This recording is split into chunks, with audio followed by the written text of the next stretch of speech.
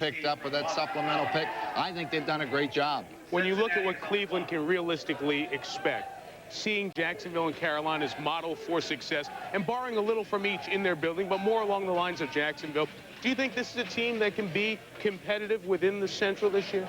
I believe they can. The thing that we saw in the draft early on when they were involved with the expansion players. Those players, we were a little concerned about the offensive linemen. Then they turn around and they go out and they pick up offensive tackles that can play. I think they've done a great job, and I think, in fact, they will be competitive. They pick up Lomas Brown and Orlando Brown. We'll see you on our draft coverage tomorrow on ESPN and ESPN2, but those offensive tackles are going to try to protect the franchise. Tim Couch, who was with us a few hours ago, has flown to Cleveland and now visits with our Sal Paolantonio. Okay, thanks. Tim Couch, you woke up this morning a new millionaire. How did it feel when this Al Lerner, the Cleveland Browns' new owner, comes and gets you on his private plane, takes you to Cleveland, and you wake up and you've got a $21 million signing bonus in your pocket?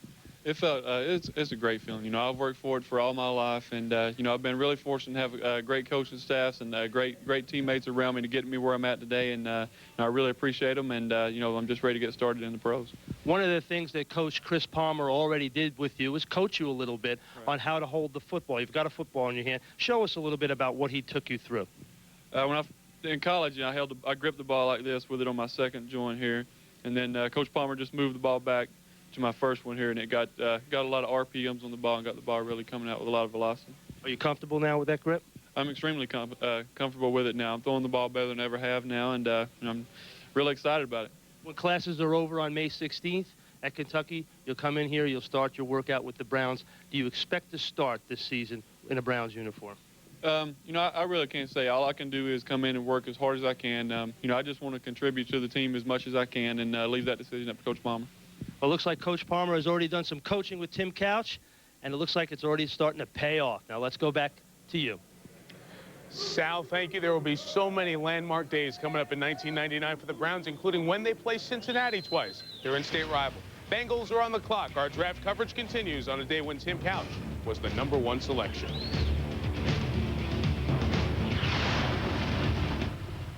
The critics have found Lost and Found.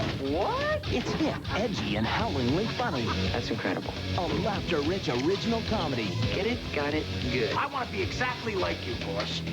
Oh, no, it's single white female. A romantic comedy, David Spade style. Oh, it's got to sting a little bit. David Spade, Sophie Marceau. Sorry, I didn't want to interrupt. Lost and Found. I'll go make the bed. Rated PG-13. Sneak preview April 17th, starts April 23rd. Rogaine Extra Strength works for 4 out of 5 men. What do you mean, works? Regrows hair, or at least stops hair loss. With my luck, I'll be that 5th guy. Probably not. But here's our guarantee. Give Rogaine Extra Strength an honest chance. You be the judge. It stops hair loss, or regrows hair. More hair, thicker hair, faster. Or we give your money back. Guaranteed. Rogaine Extra Strength works for you, or your money back. I can't lose.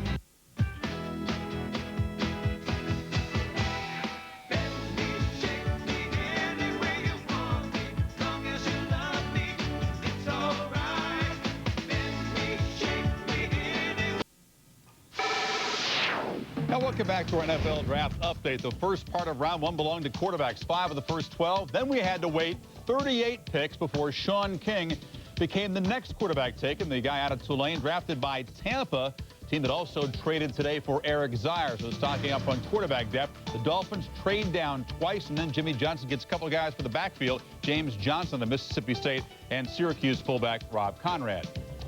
Herb Street and Mike Godfrey rejoin me. Quarterbacks have been the talk of the day. Sean King, a guy certainly less heralded than the 5 guys taken in the top 12 picks, a guy who played much of Tulane's season with a soft cast in his left hand. They needed him, frankly, to have any chance at completing that perfect regular season. He showed toughness. Should mention it's Lee Corso's guy, too. Okay. We haven't had a Lee reference all day. I thought I'd slide that in there. He did a great job of leading his team to the promised land this year, going undefeated. Reminds me a lot of Donovan McNabb, a quarterback that you want to move around, allow him to create, maybe put him back in the shotgun. I think it's a perfect fit for Tampa Bay. Look at that next quarterback who possibly could be taken. I think it'll either be Joe Germain or Scott Covington. Germain, the more cerebral, West Coast offense type of guy, and Scott Covington, although he doesn't possess the big arm, think he fits more into more of a drop-back style of a quarterback. Kirk, Scott Covington's interesting because in '95 he was sitting on the bench. He wrote a letter to Butch Davis and he wanted to transfer. Butch Davis wouldn't allow him, so he hung in there, and now he's going to be drafted probably today. There's also 3 good backs out there still. Amos Zaraway and a lot of backs. Sean Bryson, who very quick fullback, can be a 1-back for Tennessee, and Jeff Polk, who's probably, Chris, the best blocking fullback in this draft. And Cecil Collins still sitting Cecil out Collins, there. my A guy, potential Cecil. future All-Pro based on talent. Also, Brock Heward, Michael Bishop, a Heisman finalist, not yet taken. We didn't expect him to go at this point, but it shows you the reshuffling of the pecking order on NFL Draft Day. Conference call. Well, the SEC has dominated. 18 picks so far. 8 different SEC schools represented right there. You can see that the ACC and Big East next with 10 picks. NFL Draft coverage will continue after this.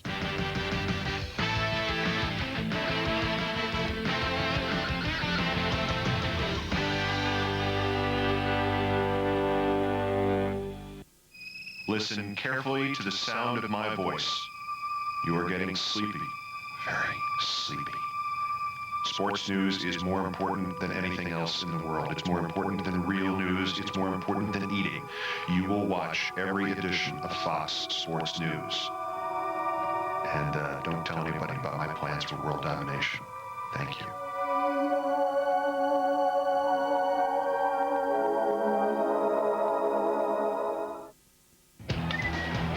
ASU Baseball is back and bigger than ever on Cox 9. Follow 1998 College Baseball Coach of the Year, Pat Murphy, and the Sun Devils as they attempt a return to the College World Series. George Allen and the rest of the Cox 9 sports team brings you Pac-10 and non-conference action all season long. So don't miss an inning. USC and the Sun Devils tear it up twice, April 23rd and 25th. Live Pac-10 baseball on Cox 9. 20 points, can you name the greatest, grooviest, swingin'est 70s sports quiz show ever? Would you like to try again? The answer is on ESPN Classic. For 20 points, how do you get ESPN Classic? You've got to call 1-800-CLASSIC to get Sports Challenge and the greatest old school boxing, baseball, football, basketball, hockey, and so much more. If you've got a need for knowledge, check the facts on Sports Challenge by calling 1-800-CLASSIC to get ESPN Classic today. Are you old school? Welcome back to New York, St. Louis. The Rams are now on the clock. Let's get you updated on the last 6 selections. The most recent to trade, Denver obtained that pick from Carolina when they traded for Jeff Lewis, the quarterback, and picked up Chris Watson. We'll get to him momentarily, but let's start up at pick 63, the last one we didn't cover. Mel Kiper, Indianapolis takes Brandon Burlsworth, the guard from Arkansas, who looks a heck of a lot like Drew Carey. He does, Mike. You look at Brandon Burlsworth. He's a walk-on originally at Arkansas, and he really came on. He's a slugger with a mean streak. You know, his weight was about 300. He took it down to 260. Now he's back up to 308. Well-conditioned football player, a key to Arkansas' success with their new coach, Houston Nutt, this year. I like the fact that he adjusts well to any gaming and stunts that's going on up front along the defensive line. Never missed a day of practice in his 5 years with the Razorbacks. You're getting a kid battle-tested, figures to have a long career in the NFL and an outstanding pure guard. And don't call him an overachiever. 6'3 1/4", 308 pounds. Ran a 4.93 during the combine workout, 24 reps and a 31.5-inch vertical jump. So Brandon Burlsworth right up there with the elite guards in this draft. Nice pick, certainly, at this stage of the 3rd round for the Indianapolis Colts. Doug Brzezinski going to the Philadelphia Eagles. Tom Modrak, Andy Reid bringing him into the fold. You look at Brzezinski, played some tackle early on, moved to guard, 450 bench press guy, so solid, powerful trenchman. You look at natural athletic talent, maybe not up to the level you expect with some of the first rounders. That's why he dropped into the 3rd, but he's a fight-to-the-death type battler. Explosive, quick defensive tackles. Could give him a little trouble, but he's got a solid base. 3rd round pick, he makes some sense because normally your tough veteran overachievers at the guard position have pretty good success in the National Football League. And then with Rex Tucker taken 2 picks later, 3 of the last 4 selections were guards until Watson was taken by Denver. St. Louis on the clock when you come back.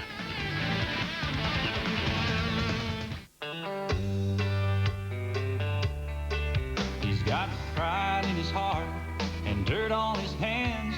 There's one place to find a hard-working man. Ford Country, look at that truck.